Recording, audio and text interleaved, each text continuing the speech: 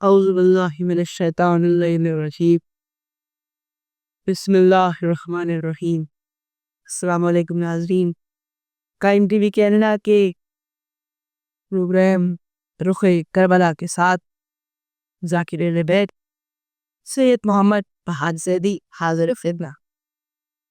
یعنی محترم، آج 2 محرم الحرام، امام مظلوم مکہ چھوڑ چکے۔ زانے محترم، امام مظلوم نے جب مکہ چھوڑا تو امام کا قافلہ کربلا کی جانب پر رواں دواں۔ وہی اب راستے میں آپ کو امام مظلوم کو راستے میں ہی زہیر ابن قین بجلی کا قافلہ بھی مل گئی۔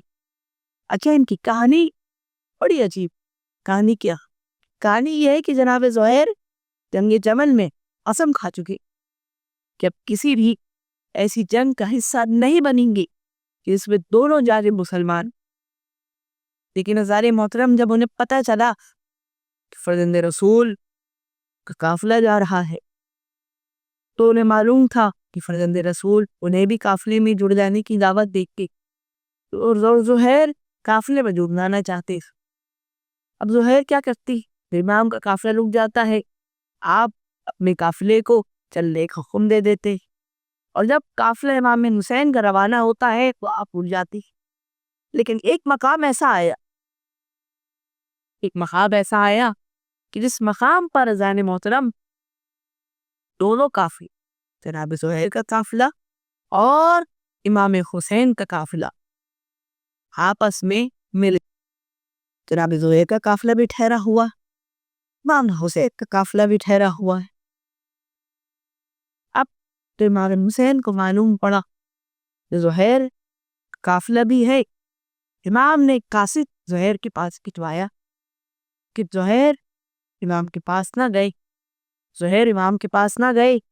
روایات کے مطابق خود امام مظلوم زہیر سے ملنے کے لیے اور انہیں دعوت دینے کے لیے امام زہیر کے پاس پہنچ گئے۔ زہیر کو خیمے سے باہر لے کے گئے، اور بعض روایات کے مطابق امام حسین نے زہیر کو اپنے 2 انگلیوں کے درمیان واقعہ کربلا دکھایا اور انہیں ان کا مقام جو جنت میں ہوگا وہ بھی دکھایا۔ اب زہیر جب واپس آئے، ان کے چہرے پہ ایک عجب خوشی۔ انہیں زوجہ نے پوچھا کہ زہیر، جب تم گئے تھے تو بڑے اداس تھے، جانا بھی نہ چاہتے تھے، اب کیوں اتنا خوش ہو؟ جناب زہیر فرماتے ہیں، جان دے کہ اب میں رسول اللہ کی نواسے کے ساتھ جا رہا، میں چاہتا ہوں کہ تمہیں طلاق دے دوں اور اپنا مال سارا تمہارے حوالے کر دوں تاکہ تم کچھ کما سکو۔ زوجہ کہتی ہے کہ زہیر، کیا اکیلے جاؤ گے؟ مجھے بھی ساتھ لے کے چلو۔ جب جناب زہیر نے سنا، جناب زہیر بھی زوجہ کے ساتھ امام کی قافلے میں جڑو۔ اور یہ تو زہیر ہے، اب ایک اور ہستی باقی۔ تو کربلا پہنچنے سے پہلے امام کے قافلے کا حصہ بنے۔ نام کیا ہے؟ نام ہے وہاب قلبی۔ وہاب قلبی ایک عیسائی تھے، لیکن جس کے دل میں محبت حسین ہو وہ صرف حسین کا عاشق ہوتا، وہ نہ عیسائی ہوتا ہے، نہ ہندو ہوتا، نہ سکھ ہوتا ہے، نہ مسلمان ہوتا، وہ صرف عاشق حسین ہوتا۔ ذرا محترم، امام کا قافلہ جب رواں دواں تھا، راستے میں ہی انہیں وہاب قلبی میں ملے۔ وہاب قلبی کی ابھی شادی ہوئی تھی، آپ کی شادی کو زیادہ عرصہ نہ گزرا تھا، آپ دلہا تھے۔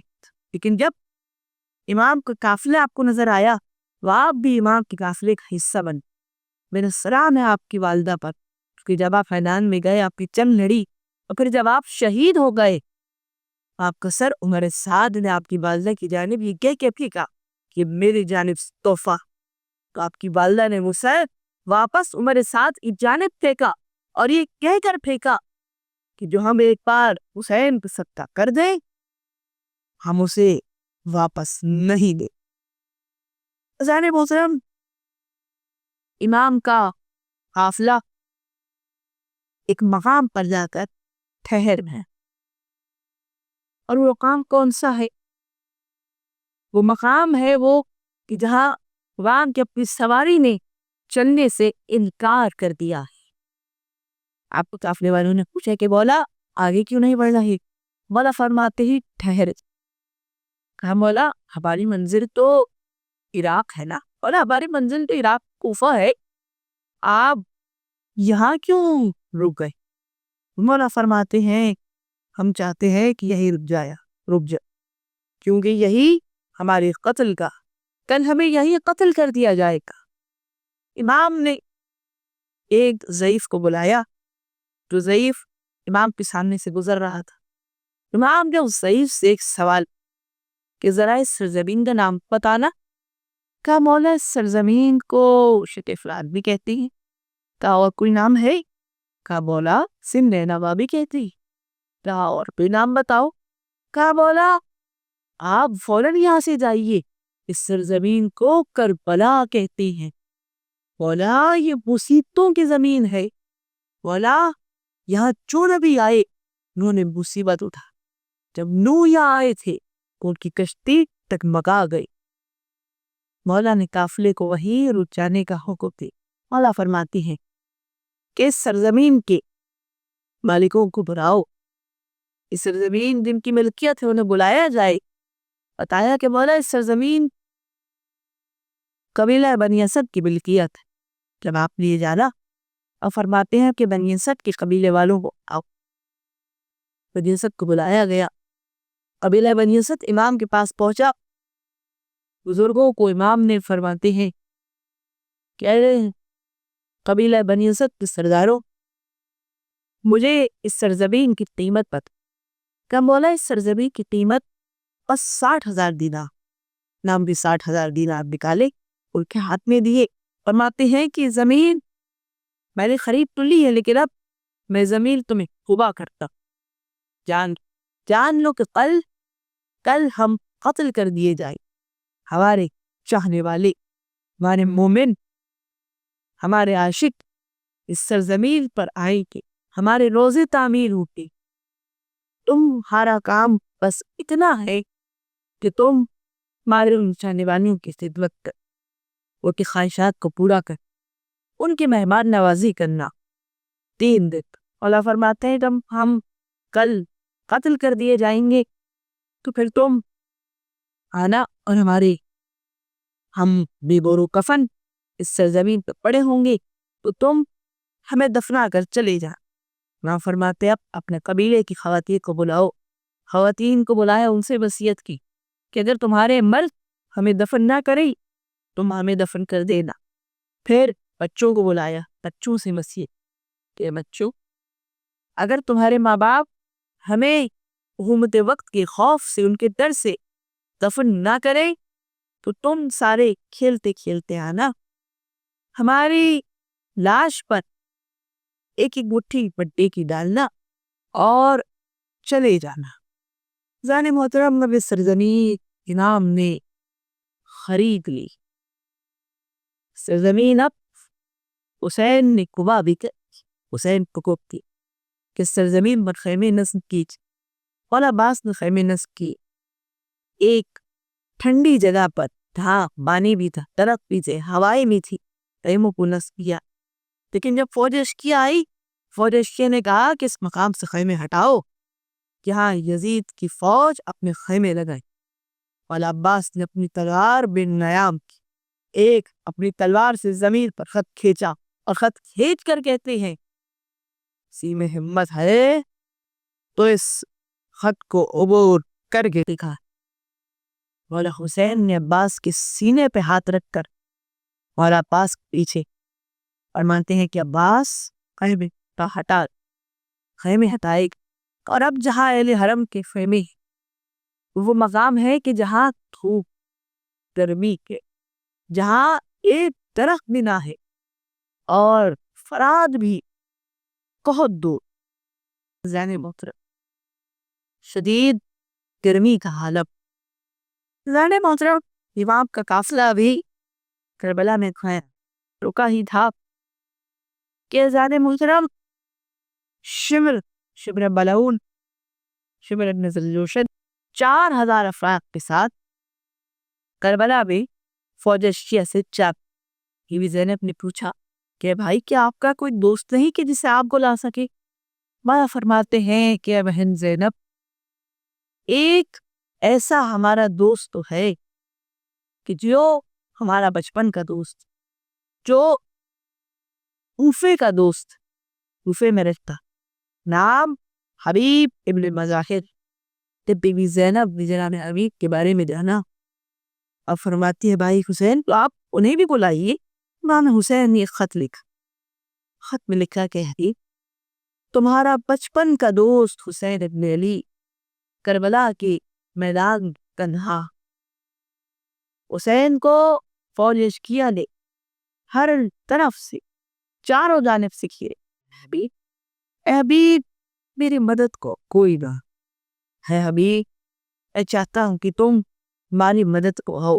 ہمارا بچپن کا دوست حسین ابن فاطمہ الزہرا. زار محترم، روایات کے مطابق یہ امام حسین کا پہلا اور آخری خط تھا کہ جس میں امام نے اپنے والد کا نہیں، رسول خدا کا نہیں، بلکہ بی بی فاطمہ الزہرا کا حوالہ کیے. اور حسین ابن علی نہیں بلکہ حسین ابن فاطمہ لکھا ہے.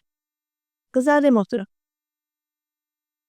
جناب حبیب وہی ہیں کہ جب امام حسین کوفے میں آگے آگے چلتے تھے، جناب حبیب ان کے قدموں کی خاک اٹھا کر اپنی آنکھوں پوچھ سے مس کیا کرتے تھے. اور جب آپ کے والدین کو اس بارے میں پتا چلا، جناب حبیب کے والدین نے بکھر بے امام حسین رسول خدا اور مولا کائنات کی دعوت کی تھی. لیکن جب دعوت ہو گئی تو حبیب بار بار سکھ پہ جا کر دیکھتے ہیں کہ میرے دوست کب آئیں گے، میرے مولا کب آئیں گے، میرے آقا کب آئیں گے. پھر آخر اسی بے چینی میں حبیب چھت سے زمین پہ آ گئے. حبیب کو گرنا تھا. والدین نے دیکھا، والدین پریشان تھے کہ ہم نے تو امام حسین کی، مولا کائنات کی، مولا حسن کی دعوت کی ہے، اب ہم کیا کریں؟ میرا سلام ہے ایسے والدین پر جنہوں نے اپنے بچے کو اس وقت بھی اپنے بچے کی پرواہ نہ کی کہ کہا ہمیں پہلے دعوت کرنی چاہیے. فوراً حبیب تلاشا ایک کمرے میں رکھ دیا اور دعوت کا اہتمام کیا گیا. جیسے امام حسین آیا، آپ نے پوچھا کہ میرا دوست حبیب کہاں ہے؟ کہا کہ آپ کے دوست حبیب بس کھیل رہے ہوں گی، کلی کے بچوں کے ساتھ کچھ دیر میں آ جائیں گی. آپ نے پھر پوچھا کہ میرا دوست حبیب کہاں؟ جواب پایا کہ جی جی مولا ابھی آتے ہوں گے. امام نے پھر پوچھا میرا دوست حبیب کہاں ہے؟ پھر وہی جواب پایا کہ مولا ابھی آتے ہوں گے، آپ تھوڑا صبر کیجئے.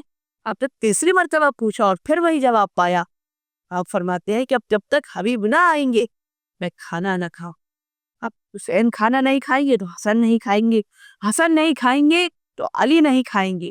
پھر آخر بتانا پڑا کہ مولا حبیب نے آپ کا بہت انتظار کیا، لیکن اس انتظار میں ہی حبیب اپنی چھت سے گر گئے اور حبیب اس دنیا سے رخصت ہو. امام حسین نے آواز بلند کی کہ حبیب، تمہارا دوست اور تمہارے وقت کا امام حسین تمہیں بلا رہا. حبیب فوراً لبیک کہو. امام کی آواز کا بلند ہونا تھا کہ حبیب لبیک یا حسین کہتے ہوئے امام کے خدمت میں آپ پہنچے. کل تک جو حبیب کے پاس زندگی تھی وہ خدا کی امانت تھی، اور اب جو زندگی ہے وہ امام حسین کی امانت. اور وہی زندگی لوٹانے کے لیے حبیب امام حسین کے پاس آ گئے تھے کربلا.